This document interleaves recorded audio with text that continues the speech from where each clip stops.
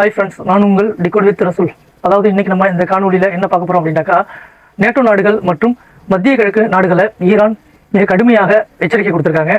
இது சம்மந்தமாகவும் மேலும் பார்த்திங்க அப்படின்னாக்கா, நேற்று ஐக்கிய அரபு எமிரேட்ஸ் மேலே தாக்குதல் நடத்தியது இஸ்ரேல் அப்படிங்கிற கோணத்தில் இன்றைக்கி சொல்லிட்டு வராங்க. இது சம்மந்தமாக நம்ம சேனலில் ஷார்ட்டாக பார்ப்போம். சேனலை லைக் பண்ணுங்கள், ஷேர் பண்ணுங்கள், கமெண்ட்ஸ் பண்ணுங்கள் மற்றும் மெயினாக சப்ஸ்கிரைப் பண்ணுங்கள், பெல் ஐக்கானை கிளிக் பண்ணிங்க. அதாவது இப்போ இஸ்ரேலில் அடுத்தடுத்த மாதங்களில் எலெக்ஷன் நடக்க போகுது இல்லையா? இந்த எலெக்ஷனில் நெதன்யாஹு தோல்வி அடையக்கூடிய வாய்ப்புகள் அதிகம் அப்படின்னு சொல்லிட்டு சொல்கிறாங்க. அதாவது இப்போது நெதன்யாஹுக்கு எதிராக அங்கே முன்னாள் இராணுவ அதிகாரி, அதாவது அவர் பேர் என்னென்னா கார்டி ஐசன்கோட் அப்படிங்கிறவர் கள இறங்கியிருக்காரு அப்படின்னு சொல்லிட்டு சொல்கிறாங்க. இவர் முன்னாடியே இவர் பிரதமராக இருக்கும்போது அந்த பதவியில் வகிச்சிருக்காரு அப்படின்னு சொல்லிட்டு சொல்கிறாங்க. அப்போவே இவருடைய கருத்துக்கள் மக்கள் மத்தியில் நல்ல வரவேற்பு இருக்கும். அதனால் இப்போ அவர் களம் இறங்குறதுனால அவருக்கான ஆதரவு மக்கள் தரப்பில் அதிகமாக இருக்குது அப்படின்னு சொல்லிட்டு சொல்கிறாங்க. அதே மாதிரி லாபித், இவர் எதிர்க்கட்சி தலைவர், இப்போதும் அவர் அவங்க நெதன்யாஹுக்கு எதிராக இந்த எலெக்ஷனில் களமிறங்குறாரு. மொத்தத்தில் 3 மும்முனைகள் அவங்களுடைய எலெக்ஷன் போட்டி நடந்துகிட்டு இருக்கு. இதில் 23, 24 அப்படிங்கிற தொகுதி பங்கு வித்தியாசத்தில் தான் லாபித் அவரும் நெதன்யாஹுவும் இருப்பாங்க அப்படின்னு சொல்லிட்டு சொல்கிறாங்க. மேபி அதாவது நெதன்யாஹுக்கு இதில் பின்னடைவுகள் அதிகமாக இருக்கும் அப்படின்னு சொல்லிட்டு சொல்கிறாங்க. அதில் இஸ்லாமிய கட்சிகளும் இருக்குது, அரபு லீக் கட்சிகளும் அதில் ஒரு 10 இடங்களை பிடிக்கும் அப்படின்னு சொல்லிட்டு சொல்கிறாங்க. இந்த கான்யூனிஸ்ட் செய்தியான தொகுப்பானது வழங்கியிருக்காங்க. அதையும் நம்ம பொறுத்திருந்து பார்ப்போம். அடுத்து என்ன அப்படின்னாக்கா, அதாவது நேட்டோ நாடுகள் இன்றைக்கி ஒரு அறிவிப்பு கொடுத்துருக்காங்க. நேட்டோ நாடுகள் மேலே ஈரான் தாக்குதல் நடத்தினா நேட்டோ நாடுகளும் அதற்கு அனைத்து நாடுகளும் ஒருங்கிணைந்து அதை எதிர்த்தாக்குதல் நடத்துவோம் அப்படின்னு சொல்லிட்டு சொல்லல. அதாவது அதை தடுப்புக்கூடிய செயல்களில் ஈடுபடுவோம், அனைத்து நேட்டோ நாடுகளும் இணைந்து செயல்படுவோம் அப்படின்னு சொல்லிட்டு ஒரு எச்சரிக்கை கொடுத்துருக்காங்க. இதை திடீர்னு நேட்டோ நாடுகள் கொடுக்கறதுக்கான காரணம் என்ன அப்படின்னு சொல்லிட்டு பார்த்தோம்னா, ஈரான் மிக கடுமையான எச்சரிக்கையை நேட்டோ நாடுகளுக்கு கொடுத்துருக்காங்க. ஏன்னா இப்போ அடுத்த கட்ட ஒரு தாக்குதலில் அமெரிக்கா நடத்துது அப்படின்னாக்கா, இப்போதைக்கு நேட்டோ நாடுகளினுடைய இராணுவ தளங்களை பயன்படுத்துறதுக்கான வாய்ப்புகள் இருக்குது அப்படின்னு சொல்லிட்டு சொல்கிறாங்க. அதுவும் பார்த்தீங்க அப்படின்னாக்கா, இப்போ யூகே மற்றும் சைப்ரஸ், பல்கேரியா, இந்த 3 நாடுகளையுமே ஈரான் மிக கடுமையாக எச்சரிச்சிருக்காங்க. அதாவது நேட்டோ நாடுகளினுடைய தளங்கள் கூட அடுத்தபட்சம் மெயினாக இந்த யூகே, சைப்ரஸ் மற்றும் பல்கேரியா, இந்த 3 நாடுகள் தளங்கள்லையும் இப்போது அதுக்கான ஆயுத பணிகள் எல்லாமே நடந்துகிட்டு இருக்கு. நாங்கள் உன்னிப்பாக அதை கண்காணிச்சுட்டு இருக்கோம் அப்படின்னு சொல்லிட்டு ஈரான் அதை கணிச்சிட்டு இப்போ ஒட்டுமொத்த நேட்டோ நாடுகளுக்குமே ஒரு எச்சரிக்கை கொடுத்துருக்காங்க. எந்த நாடுகள் எங்களை தாக்குவதற்கு அந்த தளங்களையோ அல்லது வான்பரப்பையோ கொடுத்தாலும், நேட்டோ நாடுகளாக இருந்தாலும் சரி, யாராக இருந்தாலும் சரி, நாங்கள் கண்டிப்பாக அதற்கான தாக்குதலை தொடுப்போம் அப்படின்னு சொல்லிட்டு இன்றைக்கி கடுமையான எச்சரிக்கையை பகிரங்கமாகவே அறிவிச்சிருக்காங்க. இதுக்காக தான் இந்த நேட்டோ நாடுகள் இந்த ஒரு அறிவிப்பு கொடுத்துருக்காங்க. நாங்கள் இணைந்து செயல்படுவோம் அப்படின்னு சொல்லிட்டு. அவங்க என்னத்தை இணைந்து செயல்படுறாங்கிறத நம்ம பொறுத்திருந்து பார்ப்போம். அது மட்டும் இல்லாமல் மத்திய கிழக்கு நாடுகள் இருக்கு இல்லையா, அதாவது அனைத்து ஜிசிசி நாடுகள், இவங்க மேலே அங்கே தாக்குதல் நடத்தும் போதும், இவங்க தளங்களை பயன்படுத்தும் போதும் எவ்வாறு ஈரான் கண்காணிச்சாங்களோ, அதே மாதிரி இந்த 2 வார கால போர் இப்போ ஆரம்பிச்சாங்க இல்லையா, அந்த 40 நாள் போர் முடிஞ்சு திரும்ப ஆரம்பிச்சாங்க இல்லையா, அந்த 40 நாள் போர் முடிஞ்ச உடனேயே அந்த அதாவது நேட்டோ நாடுகள் படை, ஐரோப்பிய நாடுகளுடைய அனைத்து தளங்களையுமே ஈரான் மிக உன்னிப்பாக கண்காணிக்க ஆரம்பிச்சிட்டாங்க. இப்போ அப்படியெல்லாம் பார்க்கும்போது தான் இந்த 3 நாடுகளில் மட்டும் இந்த ஆக்டிவிட்டிஸ் அதிகமாக இருக்குது அப்படின்னு சொல்லிட்டு குறிப்பாக அந்த பேரை உச்சரித்து யூகே, சைப்ரஸ், பல்கேரியா, இந்த 3 நாடுகளையுமே கடுமையாக எச்சரிச்சிருக்காங்க. அது மட்டும் இல்லாமல் அந்த நாடுகளும் நேட்டோ நாடுகளுடன் கலந்து ஆலோசனைகளில் ஈடுபட்டு வருவதாக சொல்கிறாங்க. இத்தாலி பார்த்தீங்க அப்படின்னாக்கா இப்போ டைரெக்டாகவே ஒரு அறிவிப்பு கொடுத்துருக்காங்க. அதாவது ஈரானுக்கு எதிராக எந்த செயல்பாடுகளிலுமே நாங்கள் ஈடுபடலை அப்படின்னு சொல்லிட்டு பகிரங்கமாக ஒரு ஒப்புதல் கொடுத்துருக்காங்க. அதையும் பொறுத்திருந்து பார்ப்போம். அது மட்டும் இல்லாமல் ஈரானினுடைய ஆயுதப்படை தளபதி அப்துல்லா அவர்கள் இன்னைக்கு என்ன சொல்லியிருக்காரு அப்படின்னாக்கா, மத்திய கிழக்கு நாடுகளையும் மிக கடுமையாக எச்சரிச்சிருக்காரு. அவர் அதில் என்ன சொல்லியிருக்காரு அப்படின்னாக்கா, அதாவது உங்கள் அரபு நாடுகளை உங்களுடைய அனுமதி இல்லாமல் எங்கள் மேலே அவங்க தாக்குதல் செய்ய முடியாது.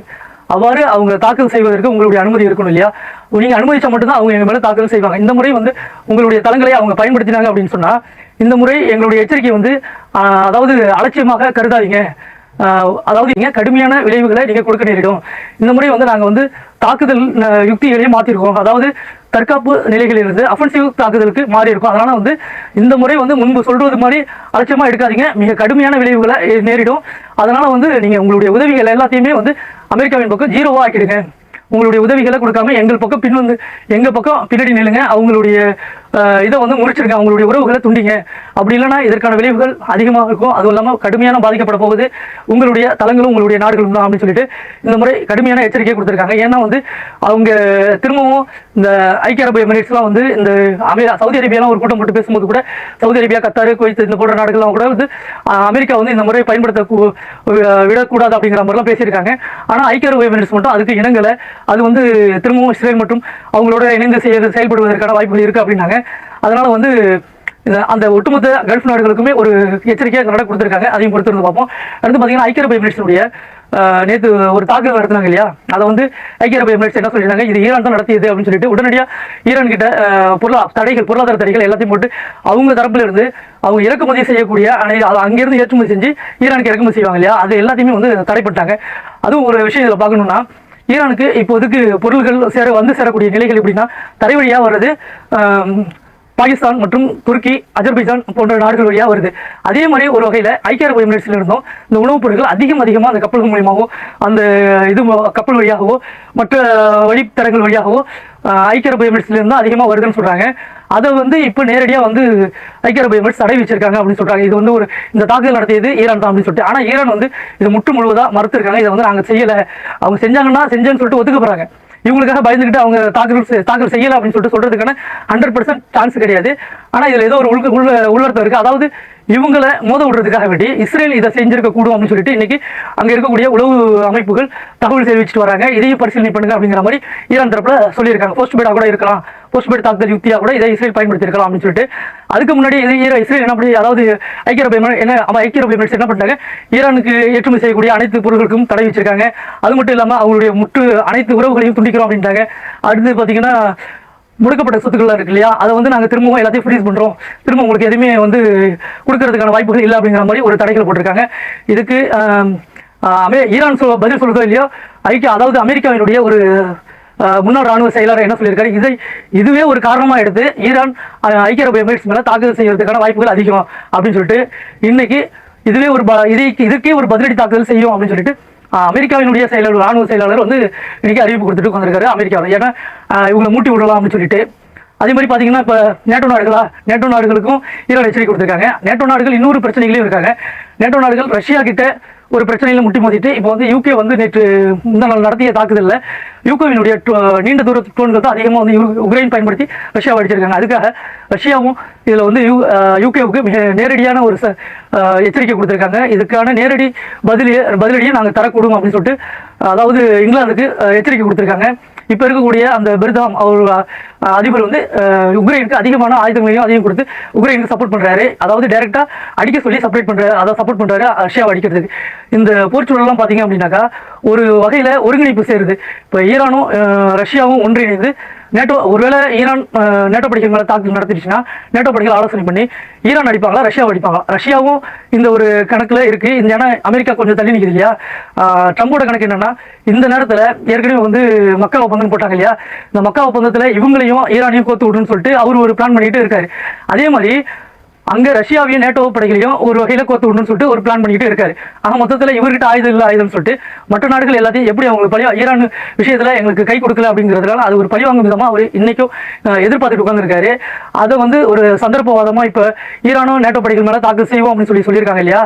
இதை ஒரு சந்தர்ப்பமாக பயன்படுத்துறதுக்காக வேண்டி மீண்டும் அந்த நேட்டோ படைகளினுடைய ஏர்பேஸ்லேருந்து ராணுவ பேஸ்லேருந்து ஈரானை ஒரு தாக்கல் செஞ்சுட்டா, ஈரான் உடனடியாக நேட்டோ படைகள் மேலே தாக்கல் செஞ்சிட்டாங்கன்னா உடனடியாக எல்லாத்தையும் கூட்டி ஈரான் மேலே தாக்கல் செய்வதற்கான வாய்ப்புகள் அவர் ஏற்படுத்தலாம் அப்படின்னு சொல்றாங்க. அதே மாதிரி ரஷ்யாவும் இப்போ யூகே அடிப்புன்னு சொல்லியிருக்காங்க. சப்போஸ் உக்ரைன் இந்த நேரத்தை பயன்படுத்தி ரஷ்யா யூகே மேலே ஒரு போஸ்ட்பெய்ட் தாக்குதல்கள் நடத்திட்டு இது ரஷ்யா தான் பண்ணிச்சு அப்படின்னு சொல்லிட்டு உடனடியாக யூகே அனைத்து நேட்டோ நாடுகளும் ரஷ்யாவுக்கு எதிராக செயல்படுங்க அப்படின்னு சொல்லிட்டு அவர் அங்கே கிண்டி விடுறதாக ஒரு போஸ்ட்பெய்ட் ஐடியாக்களை அவங்க மேற்கொண்டு வர்றாங்க அப்படின்னு சொல்லிட்டு யார் சொல்றா, இது வந்து அரசியல் ஆய்வாளர்கள் கருத்து தெரிவிச்சுட்டு வராங்க. ஆக மொத்தத்தில் ரெண்டு போர்க்களத்தையும் ஒருங்கிணைப்பு செய்யறாங்க, ஒன்று சேர்த்து நேட்டோவையும் மத்திய கிழக்கு நாடுகளையும் எதிராக துருவங்களா பிரிக்கிறாங்க. ஆக முதல்ல இந்த போர்க்களம் எப்படி போகுது அப்படிங்கிறத நம்ம பொறுத்திருந்து பார்ப்போம். அதே மாதிரி பார்த்தீங்கன்னா நேற்று ஃபைனான்சியல் டைம்ஸும் அதை சொல்லியிருக்காங்க. யூஎஸ்ஏவை ஈரான் வந்து நேரடியாகவே மிரட்டுக்குது. அதாவது யூகே, பல்கேரியா இந்த நாடுகள்லாம் மிரட்டுச்சு இல்லையா, அதே மாதிரி இப்போ இந்த நேட்டோவையும் நம்ம மிரட்டுது. அதே மாதிரி ட்ரம்ப் சொல்லிட்டாரு, நாங்கள் வந்து இனி ஈரான் கிட்ட எந்த பேச்சுவார்த்தை இல்லை, இனி தாக்குதல் மட்டும்தான் அப்படி அப்படின்னு சொல்லிட்டு ஏற்கனவே சொன்ன ஜெராக்ஸ் அப்படி திரும்ப சொல்லியிருக்காரு. அவங்கள்ட்ட ஆயுதம் இல்லை, அது இல்லை, அவங்க வந்து பின்னுக்கு போயிட்டாங்க, இனிமேல் வந்து அவங்களால ஒன்றுமே செய்ய முடியாது, ஸ்ட்ரைட் ஆஃப் ஹார்மஸ் எங்கள் கண்ட்ரோல் அப்படி அப்படின்னு சொன்னார். ஆனால் ஈரான் இன்னைக்கு தெளிவாக சொல்லியிருக்காங்க, ஸ்ட்ரைட் ஆஃப் ஹார்மஸ் எப்போதும் எங்கள் கண்ட்ரோல் தான் இருக்குது அப்படின்னு சொல்லிட்டு. இன்னைக்கு காலிபாப் அவர்கள், அதாவது ஈரானுடைய பார்லிமெண்ட் ஸ்பீக்கர், ஈராக்கு திடீர் விஜயமா போயிருக்காரு. அங்க போறப்ப கூட ஈராக் அதிபர் நேற்றுலாம் பாத்தீங்கன்னா இந்த பிஎம்எஃப் படை எதிர்ப்பு குழுக்களை கலையணும் சொன்னவர் இன்னைக்கு ஈரானை வாழ்த்தி பேசியிருக்காரு. அதுவும் இல்லாம ஈரானுக்கு சப்போர்ட்டிவான பேச்சும் பேசியிருக்காரு. அவங்க போனது எதுக்கு அப்படின்னாக்கா, ஈரான் 2020 அமெரிக்கா வந்து ஈராக்ல பாக்தாதுல சுலைமானியை கொண்டாங்க இல்லையா. இந்த ஈரான் வந்து இந்த அளவுக்கு ராணுவ வளர்ச்சி, இந்த அளவுக்கு பலம் வாய்ந்ததாக உருவாகிறதுக்கு காரணமே முன்னாள் அதிபர் ராணுவ தளபதி சுலைமானி அவர்கள் போட்டு கொடுத்த அசைன்மெண்ட், அவங்களுடைய ஒர்க்கு தான் இப்போ எல்லாமே நடந்துட்டு இருக்கு. அதன் அடிப்படையில் இந்த நேரத்தில் இதை செய்யணும், இந்த நேரத்தில் இப்படி செய்யணும் அப்படின்னு சொல்லிட்டு 20 வருஷம் பிளானிங் அவங்க தான் போட்டு கொடுத்துருக்காங்க. அதன் அடிப்படையில் தான் இன்னைக்கு ஈரான் நகர்ந்துட்டு இருக்காங்க. அதன் அடிப்படையில் அவங்களுக்கு மரியாதை செலுத்தும் விதமாக அங்கே இருக்கக்கூடிய அவருடைய சிலையும் இருக்கு, அங்கே இது போட்டோ ஓப்பன் பண்ணி வச்சிருக்காங்க. அவருடைய இதுக்கு வந்து மரியாதை செலுத்தும் விதமாக தான் போனது. அப்போது அலி அல் ஜைதி ஈராக்கினுடைய அதிபர் என்ன சொல்லியிருக்காரு அப்படின்னாக்கா, இஸ்ரேல் அதாவது ஈராக்ல வந்து மிகப்பெரிய ஒரு ஐஎஸ்ஐஎஸ் தீவிரவாதிகள் குழுக்களால் ஈராக் பாதிக்கப்பட்டிருந்தது. அப்போ அது அமெரிக்காவினுடைய சதியால ஈராக் எதிராக நிறைய ஐஎஸ்ஐசி குழுக்கள்லாம் இங்கே உருவாகி இருந்தது. அப்போ வந்து இவங்களை ஒடுக்குனதுக்கு ஈரான் தான் எங்களுக்கு முக்கியமான காரணம். ஈரானால தான் இதை வந்து ஒடுக்க முடிஞ்சது. ஈரான் எங்களுடன் இணைந்து ஈரானுடைய தாக்குதலில் தான் அவங்க எல்லாத்தையும் வந்து கண்ட்ரோலில் வந்துச்சு ஈராக் அப்படின்னு சொல்லிட்டு சொல்றாங்க. இது எல்லாமே வந்து அமெரிக்கா வந்து ஈராக் அரசுக்கு எதிராக செயல்பட வைத்தது. இன்னைக்கு அதுக்கு நன்றி செலுத்தும் விதமாக ஈராக் அலி அல் ஜைதியும் ஈரானுக்கு நன்றி செலுத்தியிருக்காரு, பாராட்டுதல் தெரிவித்திருக்காரு. தெரிவித்ததோட என்ன சொல்லியிருக்காரு, அதே மாதிரி காலிபாபும் சொல்லியிருக்காரு, இந்த எதிர்ப்பு குழுக்கள் அது மாதிரி உருவாக்கப்பட்டது தான். ஈராக் அரசுக்கு எதிராக யார் செயல்பட்டாலும் அவங்களுக்கு எதிராக செயல்படுறதுக்கு தான் இந்த எதிர்ப்பு குழுக்கள் இருக்கு, அரசாங்கத்துக்கு எதிராக செயல்படுறதுக்கு இல்லை. அதே மாதிரி ஈரானுக்கு ஒரு பிரச்சனைனாலும் இவங்க எங்களோட துணை நின்று உங்களுடைய ராணுவத்துடன் இணைந்து தான் செயல்படுவாங்க அப்படின்னு சொல்லிட்டு விளக்கத்தையும் கொடுத்துட்டு, அதனால அமெரிக்காவோ இல்லை மற்ற ஆக்கிரமிப்பு நாடுகளோ யார் எது சொன்னாலும் இந்த எதிர்ப்பு குழுக்கள் மேலே எந்த விதமான ஆக்ஷனும் எடுக்கக்கூடாது அப்படின்னு சொல்லிட்டு ஒரு கரிசனையா சொல்லியிருக்காரு. அதையும் அவர் சரின்னு சொல்லியிருக்க மாதிரி ஒரு செய்தி வருது. அது மட்டும் இல்லாம கடைசியா ஒரு வேண்டுகோள் கொடுத்திருக்காரு அலி அல் ஜைதி, அதாவது ஈராக்கிய அதிபர். என்ன சொல்லியிருக்காருன்னா, இவ்வளவுலாம் நம்ம செஞ்சுக்கிறோம், நம்ம நாடு ஈராக்கும் ஈரானும் பிரிக்க முடியாத ஒரு சக்தி, ரெண்டு பேரும் பிரதர்ஸ், ரெண்டு பேரும் வேறு வேறு நாடுகள் இல்லை அப்படின்லாம் சொல்லியிருக்காங்க. அது மட்டும் இல்லாம இப்படிலாம் இருக்கும்போது எங்களுக்கு இந்த ஸ்ட்ரைட் ஆஃப் ஹார்மஸ்ல ஸ்பெஷல் பர்மிஷன் ஒன்று கொடுங்க, சிறப்பு அனுமதி ஒன்று கொடுங்க, எங்களுக்கும் பாதிப்பு வருது, மற்ற நாடுகள் அடிங்க பிரச்சனை இல்லை, எங்களையும் சேர்ந்து அதையோட ஒரே மாதிரி பாக்குறீங்க அப்படின்னு சொல்லிட்டு அதுக்கு சிறப்பு அனுமதி கேட்டிருக்காங்க. அப்படி இருக்கும்போது அவங்களும் ஓகே சொல்லியிருக்காங்க. ஒருத்தருக்கு பார்ப்போம் அடுத்தடுத்து என்ன நடக்குது அப்படின்னு சொல்லிட்டு. அதே மாதிரி சிரியாவில் இட்லி அப்படிங்கிற பகுதியில் இன்னைக்கு நேற்று வந்து பாத்தீங்கன்னா இஸ்ரேல் வந்து திடீர் தாக்குதல் நடத்திருந்தாங்க. இது எதுல அப்படின்னா, ஒரு ஏர்போர்ட் வந்து துருக்கி ஃபண்ட்ல துருக்கி மூலமா அவங்க கட்டுறாங்க. இது எதுக்கு அடிச்சிருக்காங்க அப்படின்னாக்கா, இஸ்ரேல் வந்து துருக்கி ஒருவேளை ராணுவ தளமா இதை பயன்படுத்தி நமக்கு எதிராக தாக்குதல் செய்யுமோ அப்படின்னு சொல்லிட்டு ஒரு சந்தேகத்தின் பேரில் அந்த ஏர்போர்ட்டை முழுவதுமா அடிச்சு நாசம் பண்ணியிருக்காங்க. இதை வந்து எர்டோகன் எவ்வளவுலாம் பேசுறவர் உடனடியாக இஸ்ரேலுக்கு எதிராக இறங்கிருக்கணுமா இல்லையா, அவர் இறங்கல, உடனே போன் அடிச்சு அமெரிக்கா கிட்ட பேச்சுவார்த்தை நடத்திருக்காரு. அமெரிக்காவை கூப்பிட்டு கம்ப்ளைண்ட் பண்ணி வச்சிருக்காரு. அவங்களும் சொல்லியிருக்காங்க, ஏற்கனவே பலஸ்தீன் பிரச்சனை, அந்த பிரச்சனை, இந்த பிரச்சனை, ஈரான் பிரச்சனை, எல்லா பிரச்சனையிலையும் ஒன்னால சிக்கி தவிச்சிட்டு இருக்கோம், திரும்பவும் ஏன் அங்க வேற போய் ஒரு பிரச்சனையை உருவாக்கி வச்சிருக்காரு, அதுவும் துருக்கிக்கு எதிரான ஒரு பிரச்சனை இப்ப ஏன் கொண்டு வர அப்படின்னு சொல்லிட்டு அவர் போன்ல கண்டிச்சுக்கிட்டதாக நெதன்யாஹு சொல்லப்படுறாங்க. மேலும் அந்த அனைத்தையும் பொறுத்திருந்து பார்ப்போம் என்ன நடக்குது என்பதையே. இது அதாவது இப்ப மத்திய கிழக்குல வந்து இப்ப எல்லாம் நினைக்கலாம் ஒரு வகையான அமைதியா தானே இருக்கு, இப்ப என்ன பொருட்சூழல் ஏற்படுது அப்படின்னு சொல்லிட்டு நீங்க நினைக்கலாம். ஆனா வந்து புயலுக்கு பின் ஒரு அமைதின்னு சொல்லுவாங்க இல்லையா, அந்த மாதிரியான அமைதி சூழல் தான் இப்போ மத்திய கிழக்குல நிகழ்ந்து கொண்டு இருக்கிறது. அமைதி மாதிரி தெரியலாம், அமைதி கிடையாது. அது வந்து ஒரு மிகப்பெரிய ஒரு அதாவது ஸ்பார்க் ஆகுறதுக்கான ஒரு செயல்களை இங்கேயும் இந்த தரப்பையும் மேற்கொண்டு இருக்காங்க, அந்த தரப்பையும் மேற்கொண்டு இருக்காங்க. அதுவும் இல்லாமல் அணு ஆயுத தாக்குதலுக்கு அவங்க வந்து அனைத்து ஏற்பாடுகள் செய்வதாக சொல்லப்படுறாங்க. அதையும் அனைத்து தரப்புகளாலும் உற்று நோக்கு பார்த்துக்கிட்டு இருக்காங்க. அதாவது புயலுக்கு பின் ஒரு அமைதி நிலவும் அதே மாதிரியான ஒரு அமைதி தான் இப்போது ஒரு மாயை தோற்ற அமைதி தான் இப்போ வந்து மத்திய கிழக்கில் நிகழுது அப்படின்னு சொல்றாங்க. எப்போ டக்குன்னு ஸ்பார்க் ஆகிறதுக்கான வாய்ப்புகள் இருக்கு. அதனால அனைவருக்கும் ஜாக்கிரதையாக எச்சரிக்கையாக அரசாங்கத்தினுடைய அறிவுரைக்கிறங்க கேட்டு நடந்து கொள்ளுங்கள். மேலும் அடுத்தடுத்த தகவல்களை மற்ற தகவல்களை விவரமா பார்ப்போம். சேனலை லைக் பண்ணுங்க, ஷேர் பண்ணுங்க, கமெண்ட்ஸ் பண்ணுங்க. மேலும் சப்ஸ்கிரைப் பண்ணுங்க, பெல் ஐகானை கிளிக் பண்ணுங்க. நன்றி, வணக்கம்.